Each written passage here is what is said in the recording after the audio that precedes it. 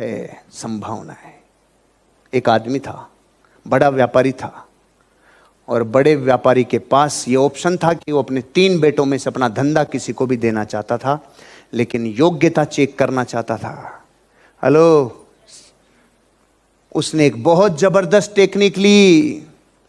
उसने कहा मेरे 3 बेटों की परीक्षाएं करता हूं, इनमें से जो योग्य होगा उसको मेरा व्यापार विरासत में देके जाऊंगा, उसी को वसीयत करके जाऊंगा।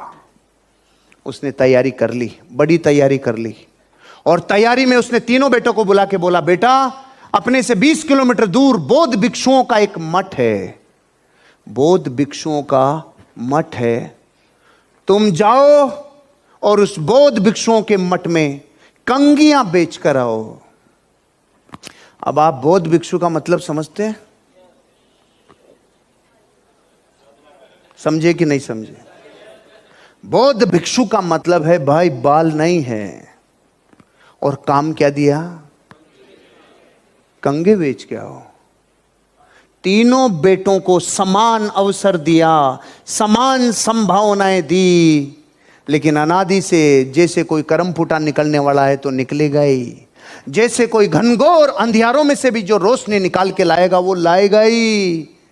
अब काम ऐसा दिया है, जिस इंसान को बेचना है उस इंसान के पास वो पर्पज ही नहीं है जिसको वो जरूरत है, लेकिन उन्होंने बोला जाओ बेटा, तुम जो करके आओगे उससे ये तय होगा कि तुम्हारे में व्यापार है कि नहीं है।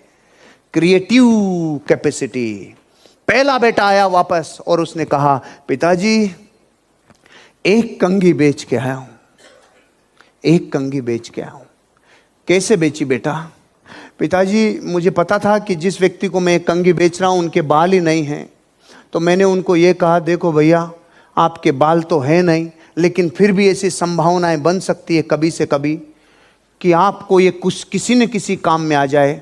तो मैंने देखा कि कुछ बौद्ध भिक्षुओं में से 1-2 लोग ऐसे थे जिनके कुछ पीठ पे कुछ रोग थे, खुजली थी, ये थी वो थी, तो मैंने उनको कहा भैया ये लो और आप इससे खुजाने में आप मदद मिलेगी आपको, इससे आप खुजा पाओगे। तो वो एक आदमी जो रोगी था उसने मेरी कंघी खरीद ली और वो संभावनाओं के ऊपर मैं ये एक कंघी बेच के आया हूं। दूसरे को बोला बेटा तू कितनी कंघी बेच के आया? पिताजी मैं 10 कंघी बेच के आया। बेटा 10 कंघी कैसे बेची?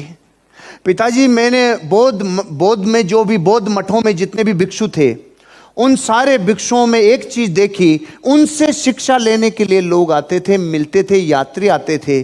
तो मैंने उनको जाकर कहा देखिए भैया आपको तो ये कंघी काम में आएगी नहीं, लेकिन आपके यहाँ हवाएं ज़्यादा चलती है, आपके जो यात्री आते हैं इन यात्रियों को कभी कभी हवाओं में बाल बिगड़ जाते हैं, इसलिए उनको कंघी रखी हुई मिलेगी तो उनका मन करेगा और वो कंघी से अपने बाल बना लेंगे।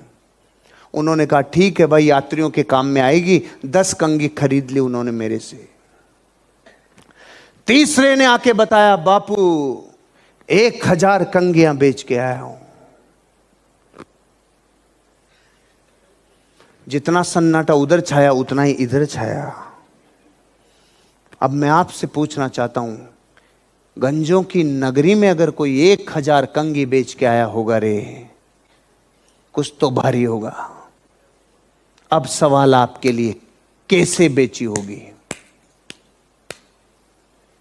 क्योंकि आप खुजली बताने वाले थे तो वो पहले वाले ने खुजा दी, आप बोलने वाले थे भाई लोग तो आते हैं, वो भी उसने कर दी। अब बोलो इसके बाद जो बता देवे रे वो क्रिएटिव कैपेसिटी डेवलप कर चुका, और इसके बाद जो संभावनाओं को लेवरेज कर दे वो क्रिएटिव कैपेसिटी को फोड़ के रख देगा। भाई सुनो तीसरे ने क्या किया? तीसरे ने कोई रणनीति नहीं लगाई, कोई शातिरपना नहीं लगाया, कोई छल कपट नहीं लगाया, उन दोनों ने लगाया। लेकिन तीसरे ने वो किया जो सेल्स की दुनिया में सिद्धांत बन गया, नीड, इंटरेस्ट और कंसर्न। उसने रियल बेचने की कला को रियल लेवरेज किया।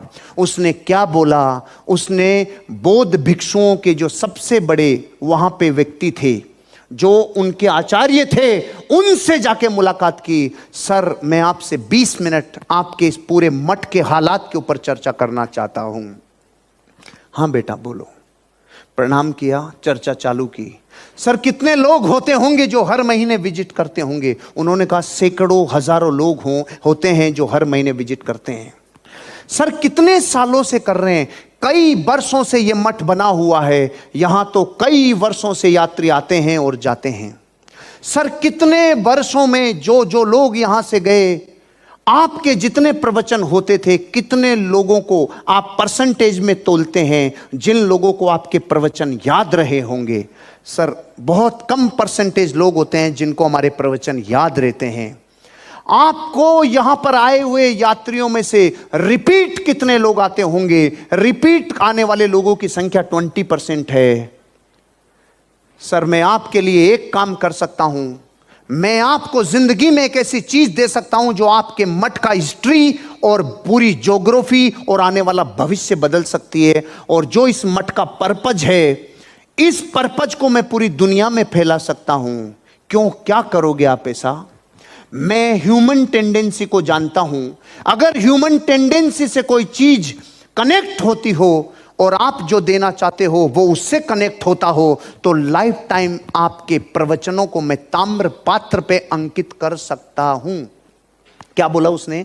मैं आपके प्रवचनों को ताम्र पात्र पे अंकित कर सकता हूं। उसने बोला हमने कई बार कर लिया, लोग ताम्र पात्र लेते हैं और ले जाके घरों में पटक देते हैं। सर यही मिस्टेक होती है।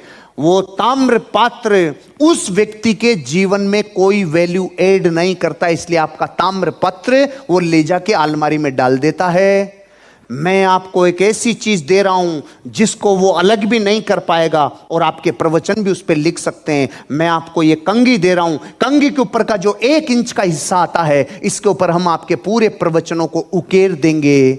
जब जब वो लोग बाल बनाएंगे तो पहले प्रवचन की लाइन पढ़ेंगे, फिर बाल बनाएंगे। जीवन भर आपके प्रवचन लोगों की जिंदगी में डेली वैल्यू ऐड करेंगे। 1000 कंघी। तो बापू ने बोला बेटा 1000 ही कैसे बिकी? कि बापू 1000 ही लेके गया था। कुछ समझे? अब संभावनाएं कितनों की हो गई? मैं हिल गया ये स्टोरी पढ़कर भाई, मैं हिल गया। क्योंकि मैं ये सोच रहा था ना, इस जैसे मैंने आपको ये टास्क दी तो पहले आप भी सोच रहे होंगे साला खुजवाएगा या कुछ और करेगा, कुछ तो बेचेगा। और हम सबके दिमाग में एक ही चीज आया था, गंजे को तो कंघी छल कपट से ही बेची जा सकती है। ये बात थी कि नहीं थी? क्योंकि हमने ये सोच रखा है कि दुनिया में कोई भी चीज बेचने के लिए सामने वाले व्यक्ति को वो डायरेक्ट कोई ना कोई वैल्यू एड करनी चाहिए। सुनो, इनडायरेक्ट भी वैल्यू एड की जा सकती है। उसके बाद मठ में आने वाले यात्रियों की संख्या कई गुना हो गई, कई गुना हो गई। क्योंकि आप सब, किसी के पास कंघी है? कंघी, कंघी है? सुशीला के पास है और पीछे